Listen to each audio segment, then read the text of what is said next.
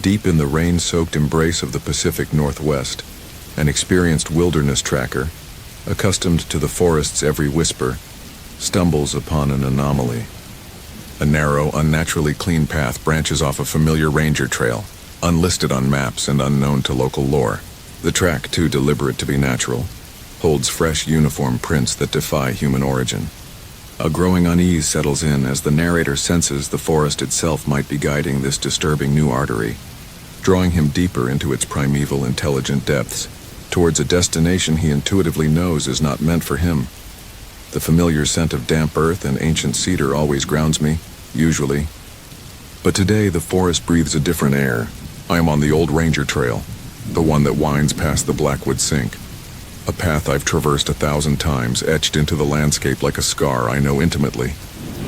The mist clings low, a common shroud here in the Pacific Northwest, muting the vibrant greens to an ethereal monochrome palette.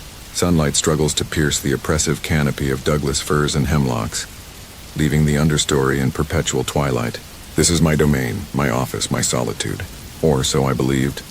It's just after the old growth section where the trail usually widens that I see it. A thread, impossibly narrow, splitting off to the west. It's not just a game trail, not a washout, not a forgotten logging path reclaimed by ferns. This is something else entirely. It's too clean.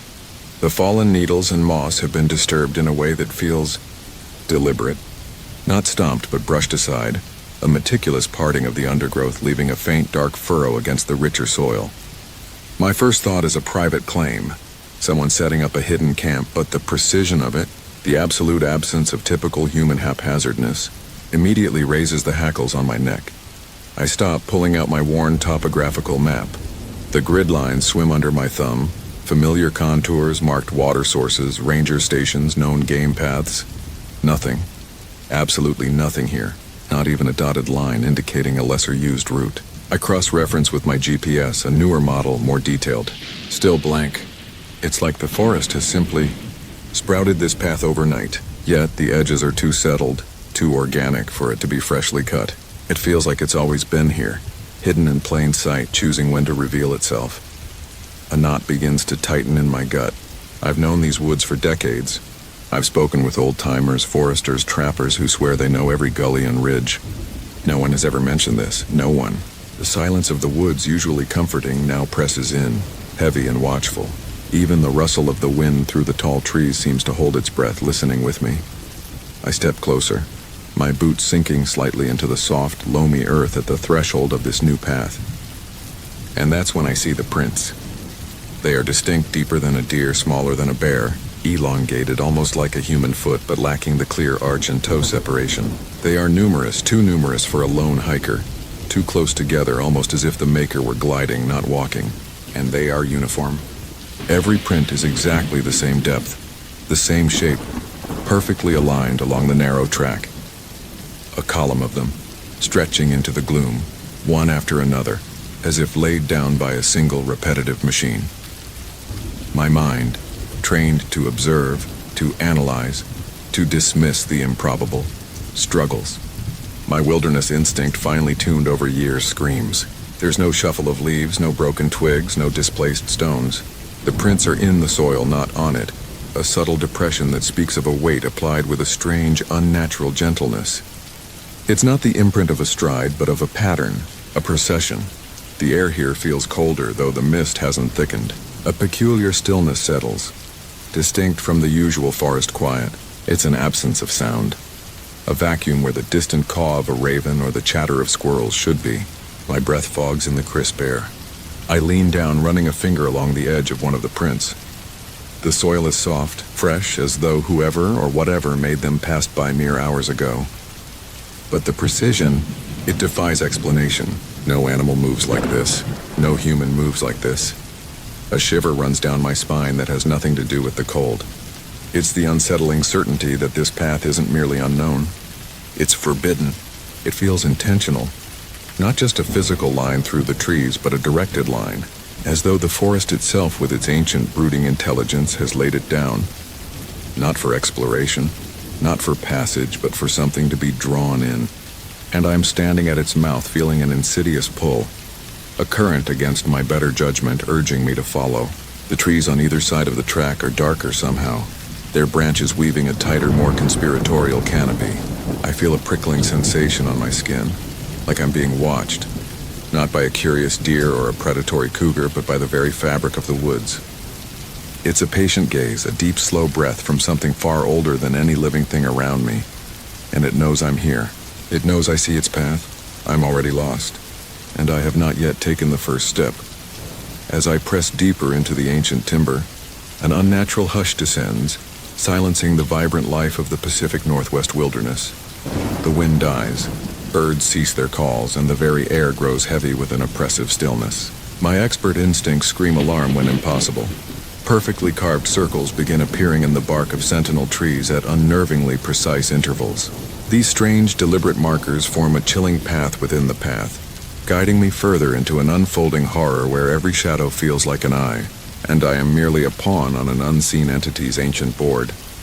The deeper I follow the indistinct trace, the more the world shrinks around me, not just visually, but acoustically. The vibrant symphony of the Pacific Northwest, a constant hum of rustling leaves, distant bird calls, and the subterranean gurgle of unseen streams, begins to fray, then unravel entirely.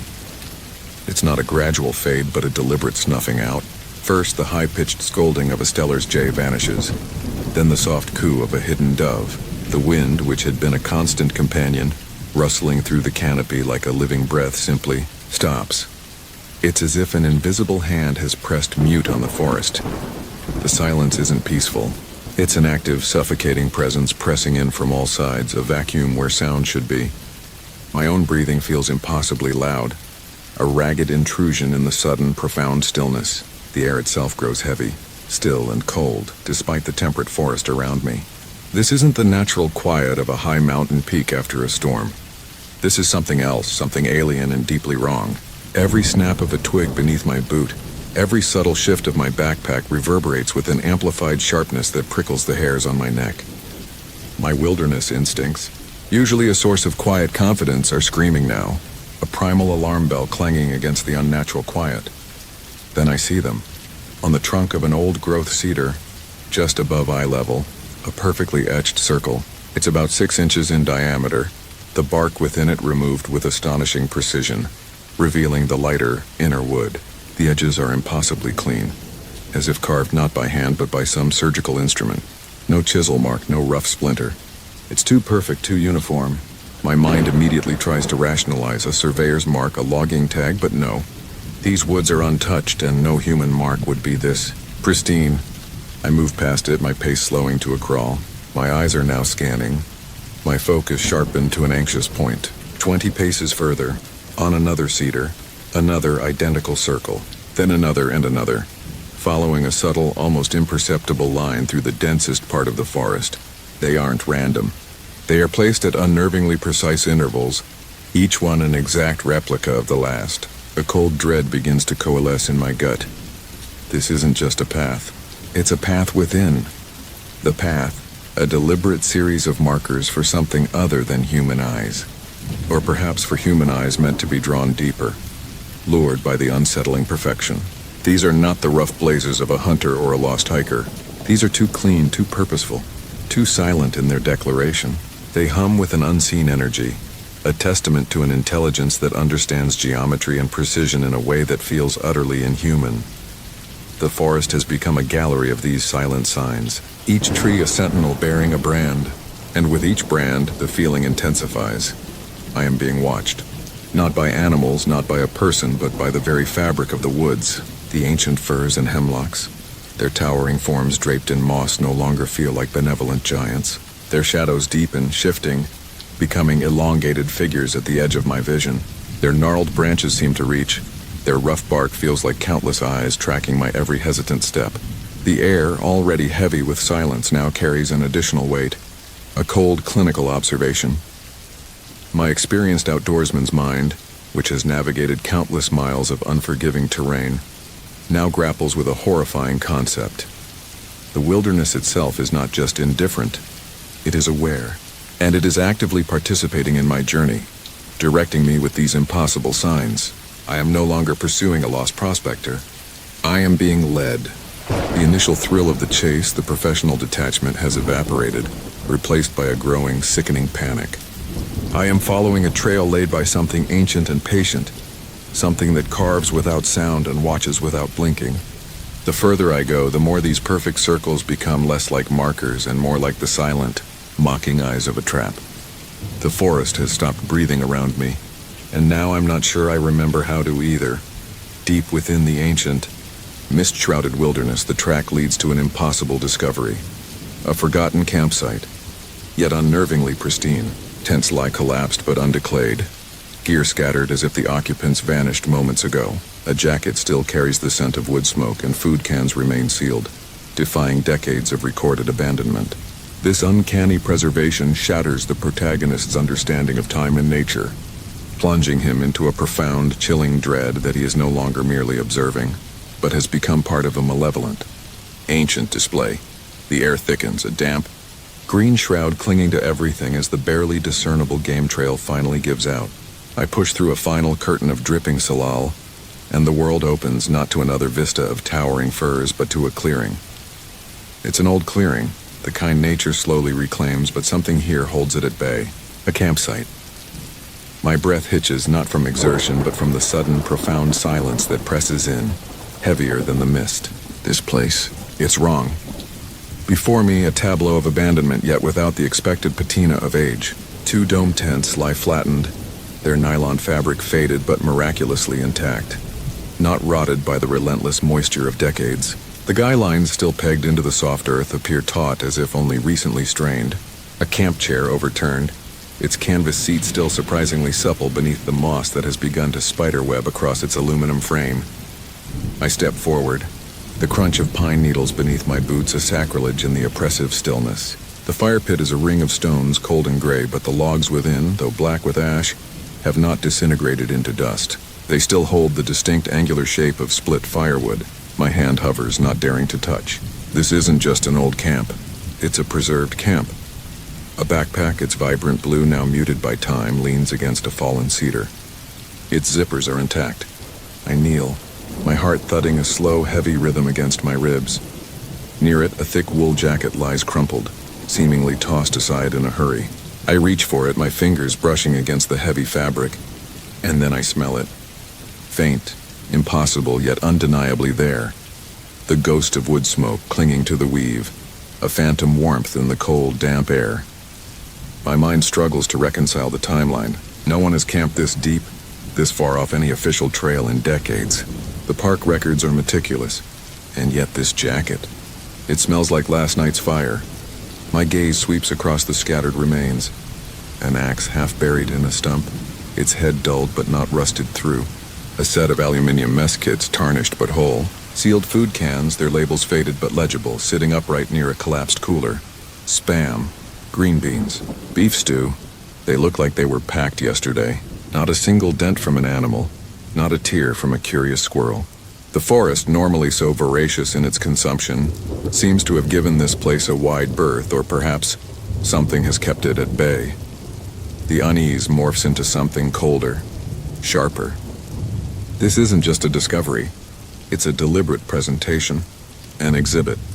Who set this up? Or rather, a what did? The silence is no longer just quiet. It feels watchful, expectant.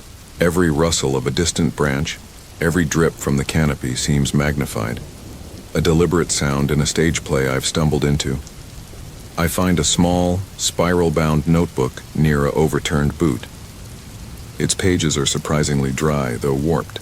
No writing within, just blank waiting. It's unnerving, this sense of suspended animation. A moment frozen, then reanimated for my benefit. The air here isn't just cold. It's a specific kind of cold, ancient and patient. My eyes catch on something else, half hidden beneath a tangle of ferns. A child's toy. A small wooden bear, painted crudely, its colors still visible. It lies face down, its tiny limbs splayed as if dropped in haste. The sight of it sends a fresh wave of nausea through me. A child, people, not just some rogue prospector or trapper, but a family. Vanished. The wilderness here feels different now, not just immense, but aware. It's not just trees and rocks. It's an entity, vast and intelligent, moving through time in a way I cannot grasp. This camp isn't preserved from time. It's preserved by something that manipulates it, and I am standing in its heart, a new player in a game that has been running for longer than humanity has existed.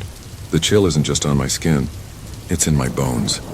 A premonition of being irrevocably outmatched. A faint shiver runs through the moss on the fallen log beside me, a tremor that feels less like wind and more like a sigh.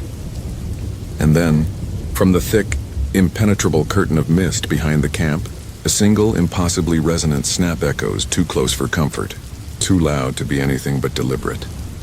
As night descends upon the ancient forest, a chorus of disembodied voices begins to emerge from the deepening gloom.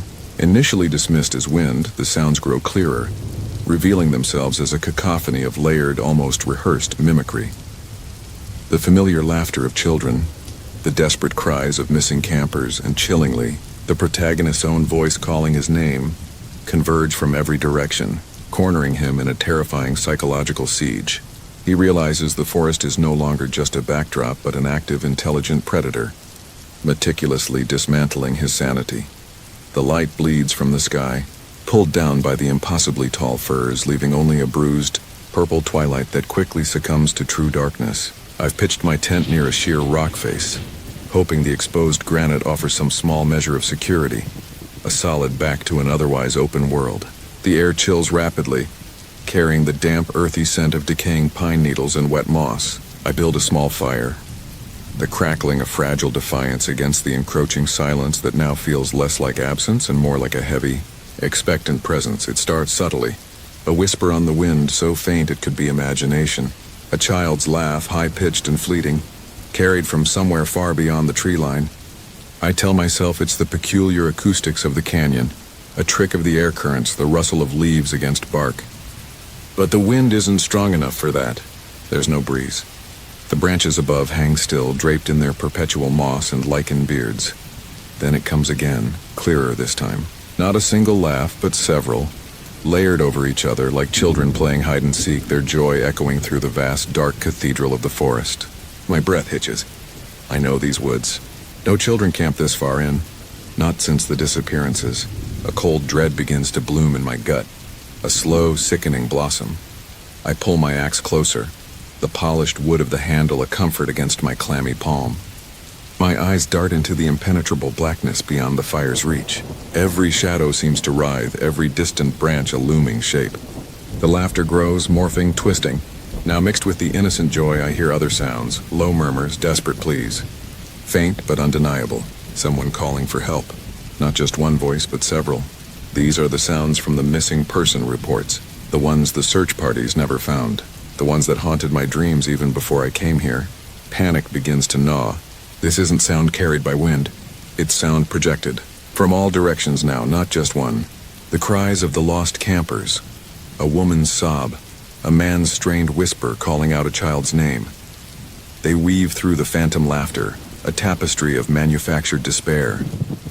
They sound so real, so immediate, yet they are nowhere and everywhere. My heart hammers against my ribs, a frantic bird trapped in a cage. I scramble to my feet, axe held defensively, spinning slowly, trying to pinpoint a source, a direction, anything to ground myself. But there is no direction.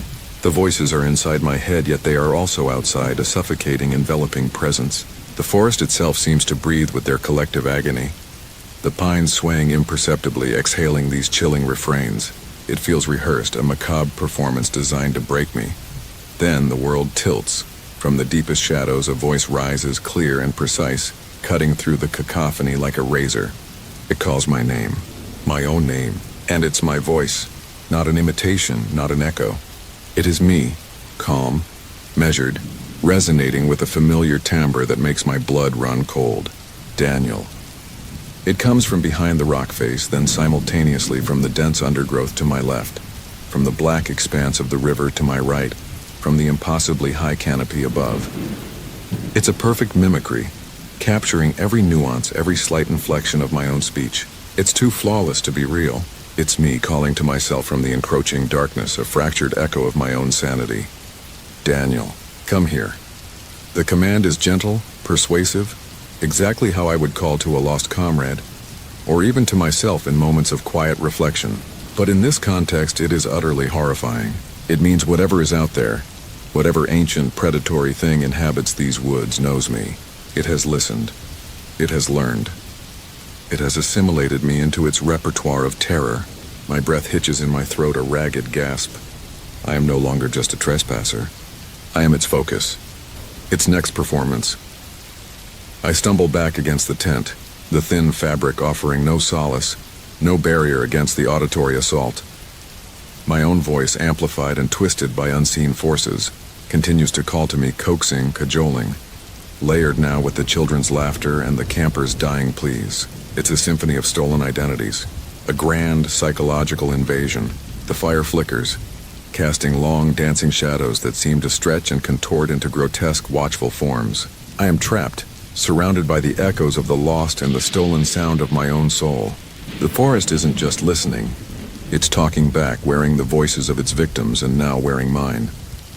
And I realize with a sickening lurch that I am no longer just hearing the voices of the dead. I am hearing the voice of what took them. Deep in the rain-choked wilderness, a desperate search for respite leads our experienced outdoorsman to a derelict ranger cache. Inside, amidst the decay, he unearths an ancient ledger, a morbid record of the missing, spanning centuries of the forest's hungry history. Each entry details a vanished soul, their last known movements fading into the deep woods. The horror truly grips him when he finds his own name penned on the final page, the ink still disturbingly fresh, a chilling testament to a fate he cannot comprehend yet feels inexorably sealed. The rain isn't just falling now, it's a solid, shimmering curtain, lashing the ancient cedars and drumming a relentless rhythm against the sodden earth. My breath plumes in the frigid air, each exhalation a ghost vanishing into the oppressive mist. Hours ago, the faint, unnatural pattern of snapped branches had drawn me deeper, away from the familiar, away from anything resembling a trail. Now shivering, soaked, and utterly disoriented, I see it. A low, dark shape half swallowed by salal and moss, barely discernible from a fallen log. An old ranger cache, a relic of a time when men still believed they could tame these woods. It's less a structure and more a skeletal remains, a crude lean-to of decaying timbers and rusted corrugated metal. One wall has completely caved in, allowing the forest to reclaim its dominion. Tendrils of huckleberry and fern already rooted within its hollow shell. Still, a faint sense of shelter beckons, a primal urge to escape the relentless, chilling damp. I duck beneath a sagging lintel, pushing aside a veil of dripping moss and step into the musty gloom. The air is thick with the scent of damp earth, mildew, and something else, something metallic and faint like old blood or rusted iron. My eyes adjust slowly. The interior is sparse, a few rotten crates, a broken stool, and a small overturned table. On the dirt floor, half buried beneath a pile of brittle, water-stained maps, something catches my eye. It's a book, no, a ledger. Its leather cover is cracked and peeling, pages warped by moisture, but it's undeniably a bound volume, ancient and thick. A strange compulsion guides my hand. My fingers, numb with cold, carefully pull it free. The weight of it is surprising, substantial. Dust motes dance in the sliver of weak light filtering through a gap in the roof as I open it. The first few pages are blank or so faded as to be indecipherable. But then a scrawl emerges. Old copperplate script, faded ink but still legible. Names, dates, descriptions. Ilara Thorne. Last seen North Fork of the Skagit. Aug 14, 1898. Hunting party never returned. One shoe found near the rapids. My breath hitches. 1898? This book predates modern records, predates the very notion of official ranger stations in this region. I flip forward, the stiff pages crinkling like ancient parchment. More names, more dates, a relentless litany of disappearance. Silas Blackwood, prospector. OCT 3, 1912. Claim abandoned. Found only a half-eaten deer carcass, unnatural chew marks. Mary Beth Cullen, botanist, June 22, 1937. Left base camp for rare orchid. Camp found undisturbed. No struggle. No trace. The entries grow less formal as I progress, the handwriting changing, some entries rushed, almost frantic. The tone shifts from professional observation to something resembling desperate warnings. Some descriptions mention things that twist my gut. Unnatural silence. Mimicry heard. Things in the patterns of the trees. The dates march steadily forward, creeping closer to the present. Each page I turn is another cold hand closing around my heart. The chill in the cache isn't just from the weather now. It's a bone-deep dread, seeped into the very fibers of this cursed book. I reach the penultimate page.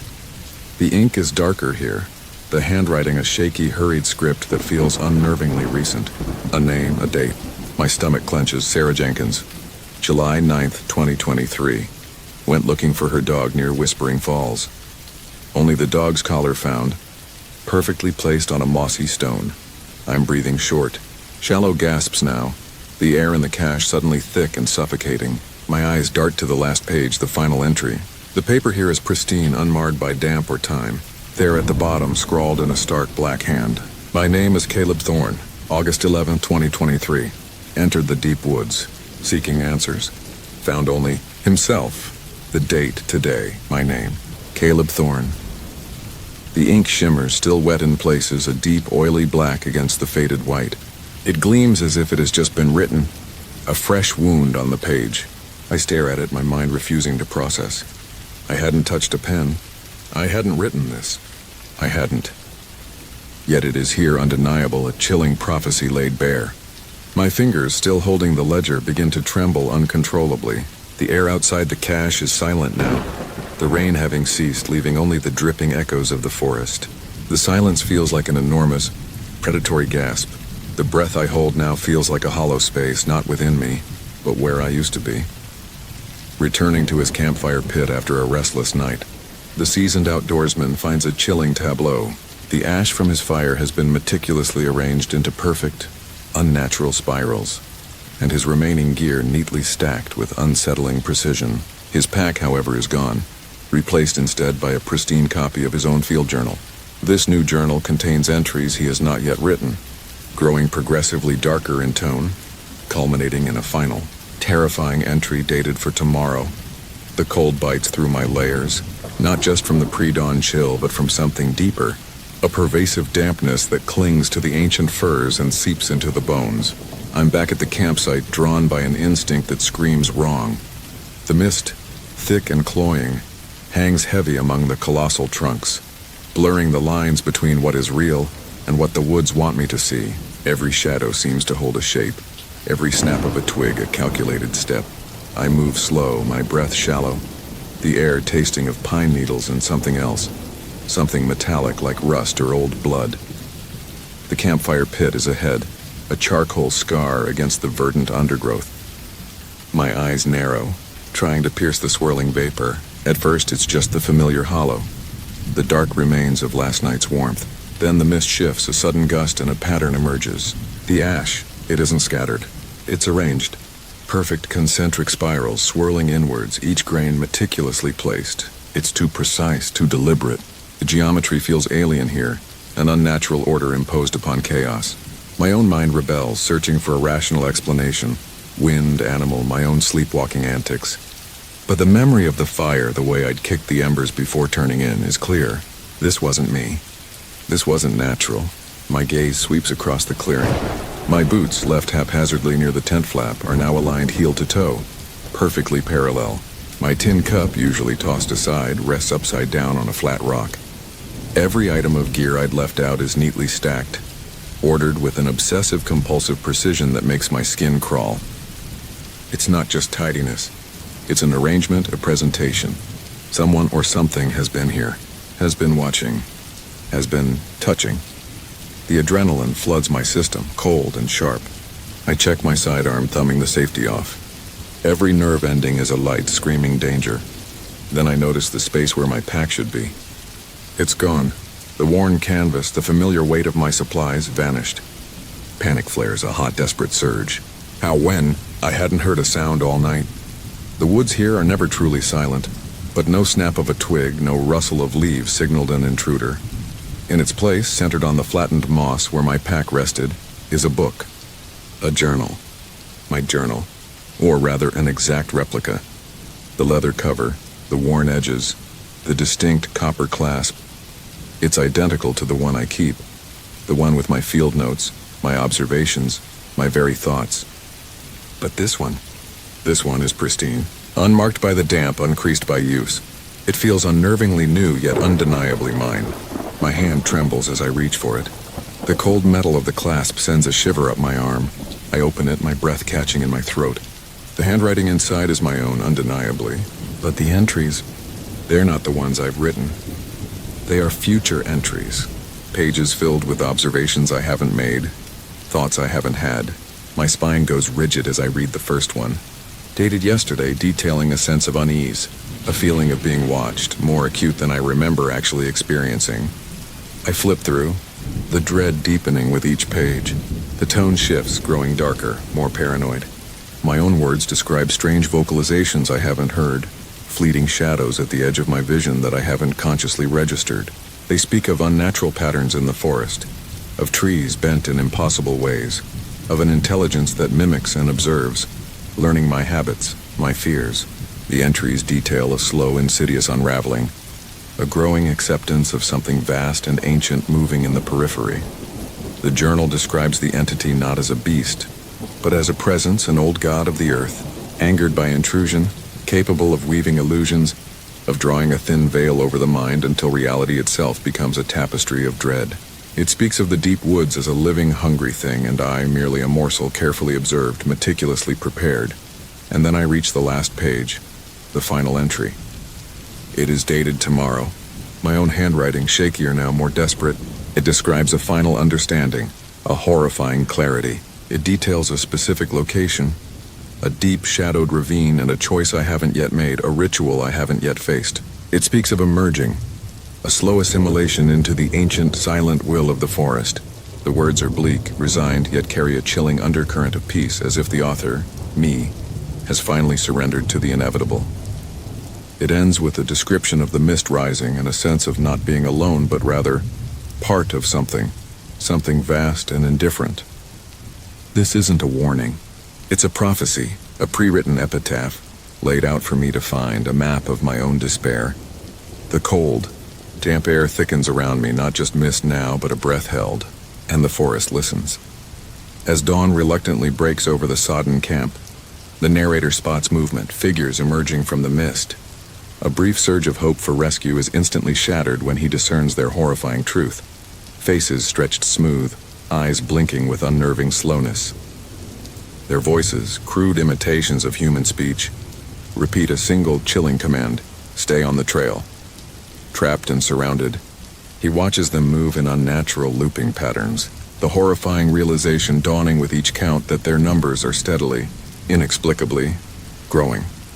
The first hint of gray barely smudges the eastern sky, bleeding through the perpetual damp of the canopy. I've survived another night. The thought tastes like ash and stale rain. My breath plumes in the frigid air, and every muscle aches with a protest that goes beyond mere exhaustion. This is the fatigue of constant vigil, of nerves stretched taut as fiddle strings for days that have bled into an indeterminate stretch of time. The mist hangs low, a shroud that swallows sound and muffles the world into an oppressive silence, broken only by the drip of moisture from the needles above.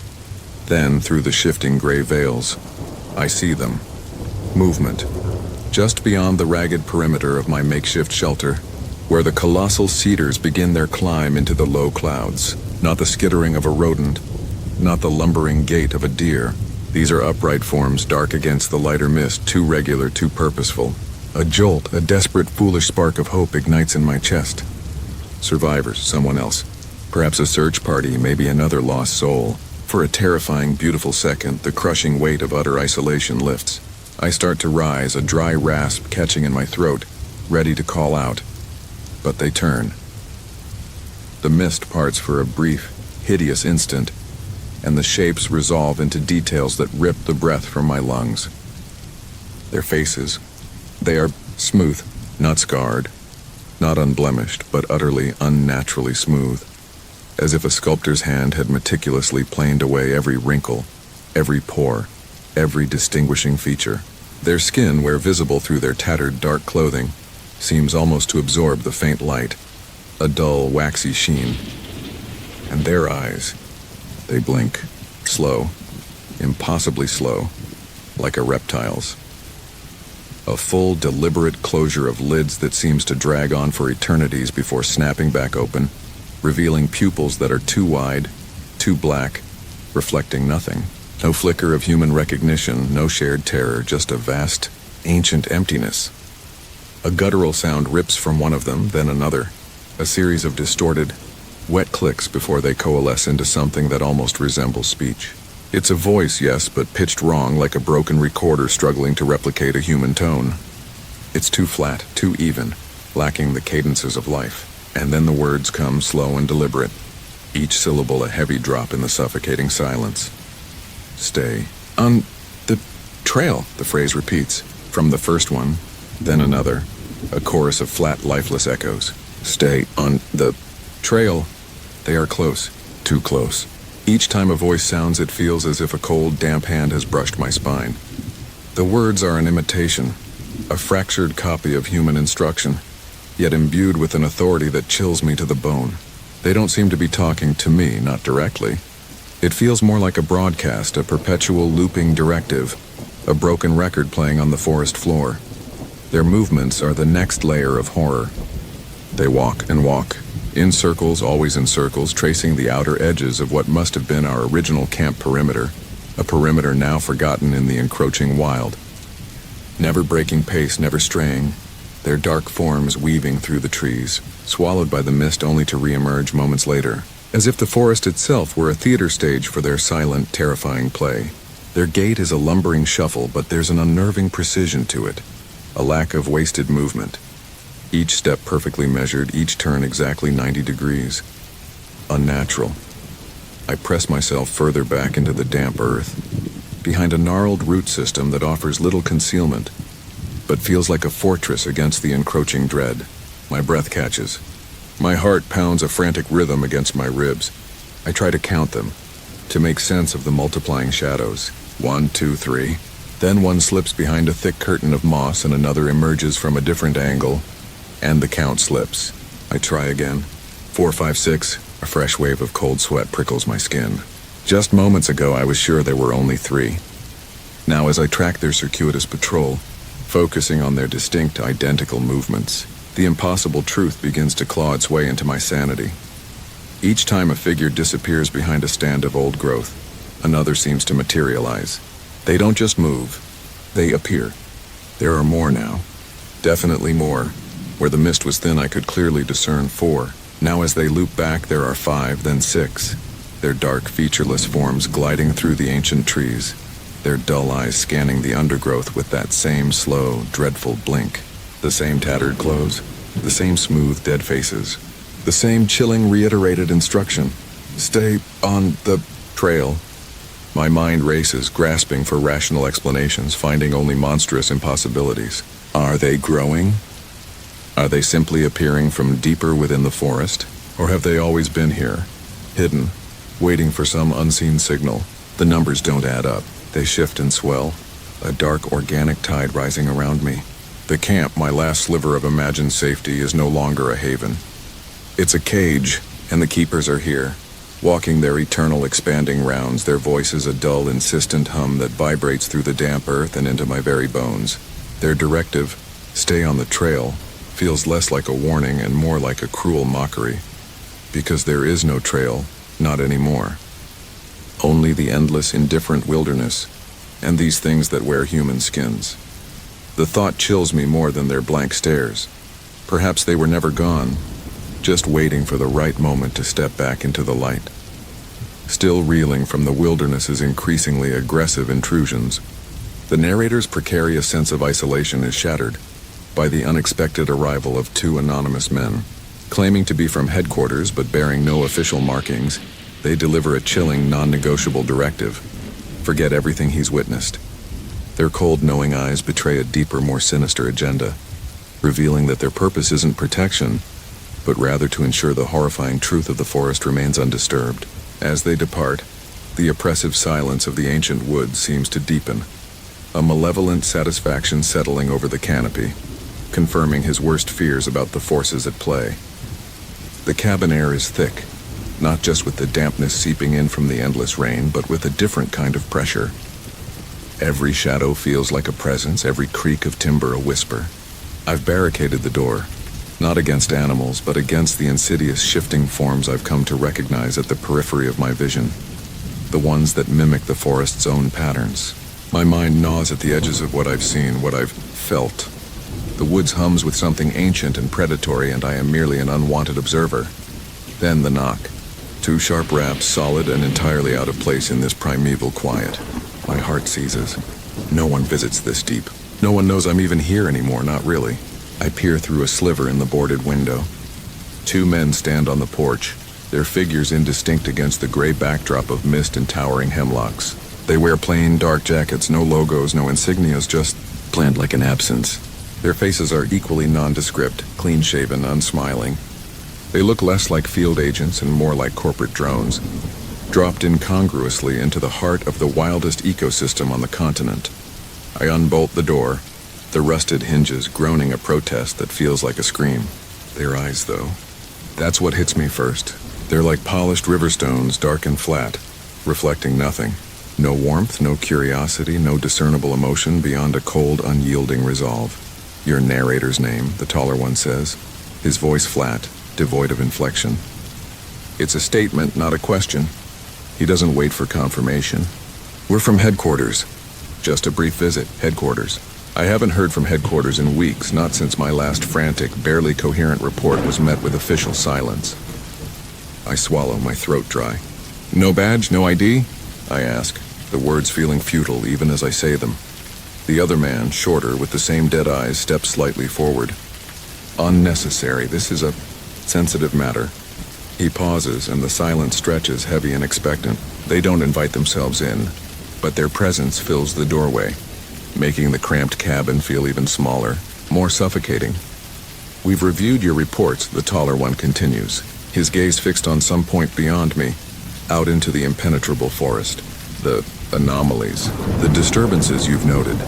He says anomalies with the detachment of someone discussing a faulty piece of equipment, not the primal, soul-shattering horrors that have unraveled my sanity. I wait, a cold knot forming in my stomach. They haven't asked what I've seen. They know. You've had a difficult few weeks out here alone, the shorter man adds, his tone carefully neutral. The isolation can play tricks on the mind, cause misinterpretations. I want to scream, to lash out, to tell them about the impossibly tall shadows, the mimicry, the way the trees themselves seem to shift and reconfigure around me. But the words catch, strangled by a sudden overwhelming dread. These men aren't here to investigate. They aren't here to help. Your deployment here is concluded, the taller one states, cutting through my thoughts like a surgeon's blade. Effective immediately. You'll be reassigned. Far from this sector, my breath hitches. Reassigned? What about... What's happening here? Don't you want to know more? His eyes finally meet mine, and for a fleeting instant I see something ancient and cold flicker within their depths. A predatory intelligence that has nothing to do with paperwork or government agencies. It's a glimpse into the vast, indifferent mechanism they serve. You will forget what you've seen, narrator's name, he says, his voice losing its flatness, gaining an almost hypnotic cadence. You will put it behind you. You will never speak of it again. Not to colleagues, not to family, not to yourself. It's not a suggestion. It's an imperative carved into the very air. The shorter man merely nods, his gaze unwavering. A silent, chilling echo of the command. They are not protecting me from the forest. They are protecting the forest from me. Or rather, protecting whatever slumbers within its emerald depths. My blood runs cold. This isn't a cover-up of a human mistake. It's the enforcement of an ancient pact. They turn in unison.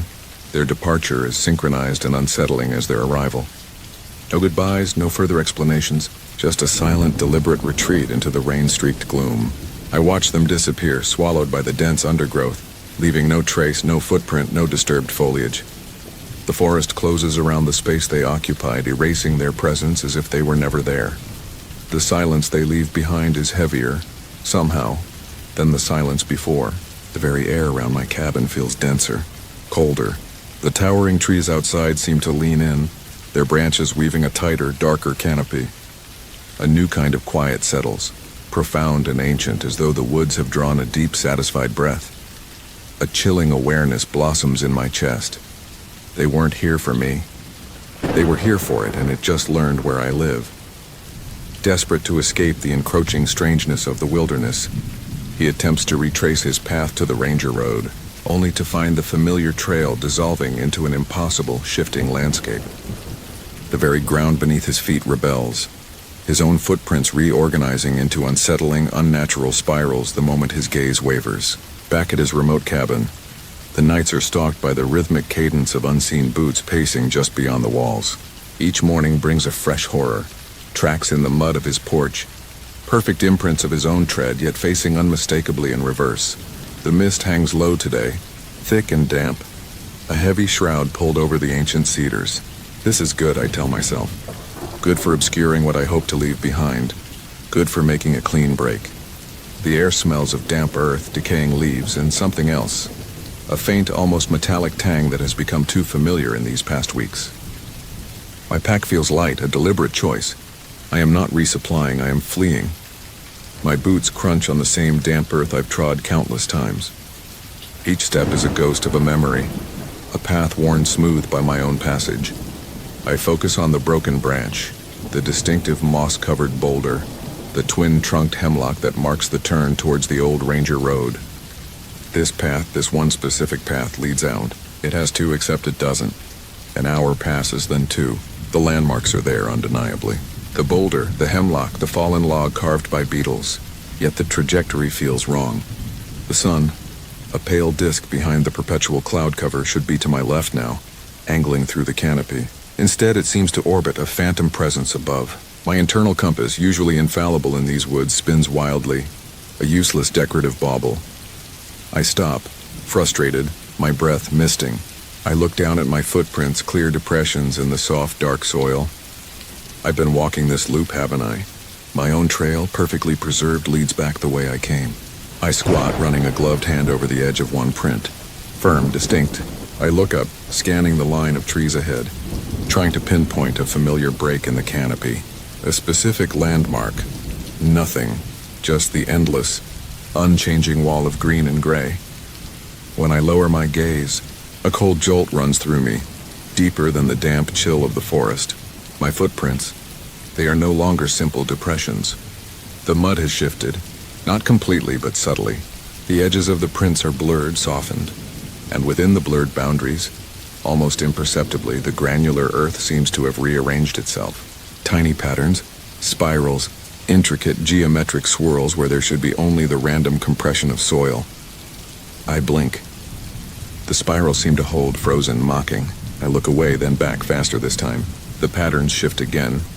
A fleeting, almost imperceptible tremor in the mud, resolving back into the insidious coils. It's like watching smoke or water, except this is solid earth and it is reshaping itself. My own prints betraying me, mirroring some ancient silent language. Panic, cold and sharp, begins to prickle at the edges of my resolve. I turn and walk back, fast. No, I run. I sprint, ignoring the careful rhythm of an experienced woodsman, ignoring the burn in my lungs. My boots pound the earth, creating new prints, desperate, frantic. I refuse to look back down. I fix my eyes on the line of trees pushing through low branches, ignoring the scrape of bark on my jacket. I don't know how long I run, only that the cabin, when it finally looms through the mist, is a beacon of blessed, if temporary, sanity. I slam the door shut, the sound echoing unnaturally loud in the sudden silence. My chest heaves. The walls feel thin, porous. Night falls. A deeper, more absolute darkness here than anywhere else. The mist has grown denser, pressing against the windows like a blind, hungry thing. I sit by the stove, nursing a cup of stale coffee, listening. Every creak of the cabin, every whisper of the wind is amplified, then I hear it. A distinct sound. Not the wind, not the cabin settling. Boots, pacing, slow, rhythmic. A heavy tread. Thump, scrape, it's outside. Walking the perimeter of my cabin, my blood turns to ice. There's no light out there, no one else for miles. And that sound, it's too human, too deliberate. I freeze, gripping the mug so hard my knuckles ache. It passes the front door, moves to the side, pauses beneath my bedroom window. I can almost feel a presence, a weight against the wall.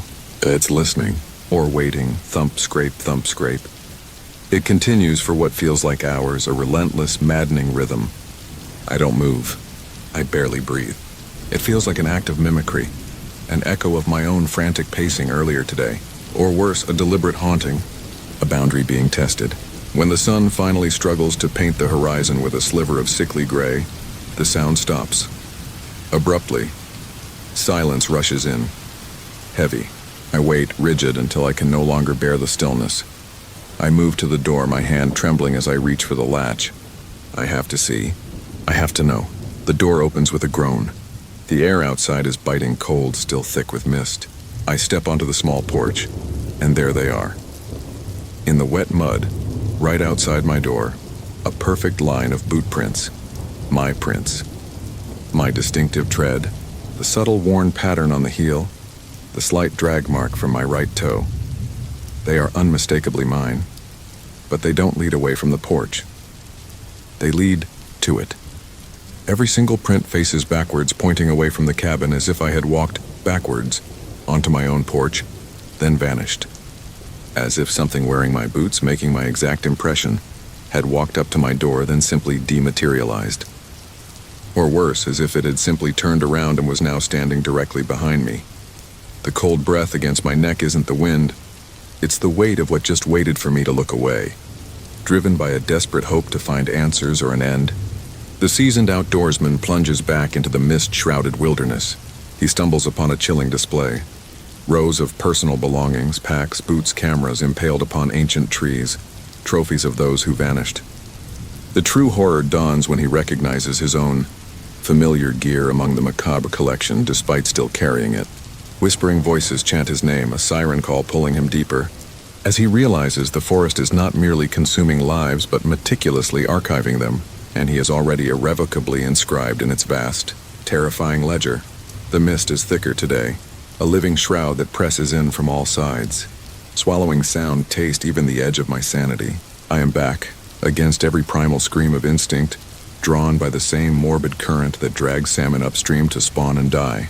This is where it began, where the forest first began to hum with a wrongness that seeped into my bones, where the quiet became too quiet and the shadows moved when they shouldn't. I tell myself this is the last time. One final pass, one final effort to understand or to simply cease. The air itself feels heavy, humid with the breath of ancient pines and something else, something metallic and faintly sweet like forgotten blood. The ground beneath my worn boots is a carpet of sodden needles and decaying leaves, muffling my steps, making me feel like a ghost even before I see them. It starts subtly, a glint of dull metal on a moss-covered trunk. I pause, my hand instinctively dropping to the Bowie knife on my hip, though I know it's futile. It's a canteen, old aluminum, dented and scarred, not lost, not merely discarded. It's pinned to the tree with a shard of sharpened bone driven deep into the bark. A morbid display. My breath catches, a cold knot tightening in my stomach. I take another step, then another. The mist parts just enough to reveal more. Not one tree, but a whole cluster. Not one canteen, but dozens of objects. They hang in neat, chilling rows, impaled and tethered to the massive trunks of ancient cedars and Douglas firs. A collection packs, heavy-duty wilderness packs, some still cinched, some torn open as if by desperate hands. Spill their contents. A mildewed map, a coil of climbing rope, a half-eaten energy bar now petrified. Below them, a pair of hiking boots, laces still tied, strung up by their eyelets. A gleaming machete rusting at the hilt, buried halfway into the wood. Then a camera, a waterproof DSLR, its lens cracked like a spiderweb, hanging from a tripod leg driven through its housing. Each piece an artifact, a testament to a life ended here, displayed with an unnerving, deliberate artistry. My professional detachment, honed over decades of surveying these wild lands, shatters. This isn't random. This isn't an animal scavenging. This is curated. Someone, or something, is collecting, archiving. I feel a prickling sensation on the back of my neck, the distinct impression of being watched, not by an animal, but by an intellect. An ancient, patient intellect that sees not individuals, but specimens. Then the whispers begin. Soft at first, like wind through the needles, but with a cadence too regular to human, or an approximation of human. They are saying my name. Not just Michael, but my full name, the one my mother used when she was truly disappointed, drawn out, sibilant. Michel, Andersen. It echoes from front, from behind, from deep within the wood, pulling me, not pushing me away. A lure. I stumble back, wanting to run, but my feet feel rooted, my eyes fixed on the grotesque gallery. The mist seems to swirl around me, solidifying, shaping itself into vague, peripheral forms that never fully resolve. The voices grow louder. A chorus now. A distorted mimicry of human speech, all chanting my name. My gaze sweeps across the dreadful array of lost souls, desperate to find an exit when my eyes snag on something impossibly familiar. A worn, faded green backpack patched on the bottom where I tore it on a sharp rock 3 seasons ago. Attached to its side, a small red enamel mug chipped along the rim. My mug, my pack. A cold, visceral shock washes over me, colder than any glacial melt. I am still wearing my pack. I clutch the strap, feel the familiar weight, the worn canvas beneath my fingers. I look down at my own feet, the mud-splattered boots. Then back at the tree, where another identical pair of boots, their laces tied in my unique triple knot, hang beside another green pack, another chipped red mug. It's there, my gear, all of it. My old reliable GPS unit pinned through its screen, my battered field guide, its pages splayed open, rain-stained. Even the small hand-carved wooden raven my daughter gave me, impaled through its wings. Every single item. My own ledger entry already filed. The voices rise to a crescendo, no longer whispers, but a guttural, wet chorus laughing my name. The forest isn't just taking lives. It's meticulously filing away the remnants, the proof, the records, and my record, my future, my past is already here. I am not discovering a collection. I am discovering my own pre-written memorial. I am already part of its catalog, a specimen already designated, waiting for the final, inevitable placement. The breath in my lungs suddenly felt wrong, too thin, as if the air itself had just remembered it wasn't meant for me.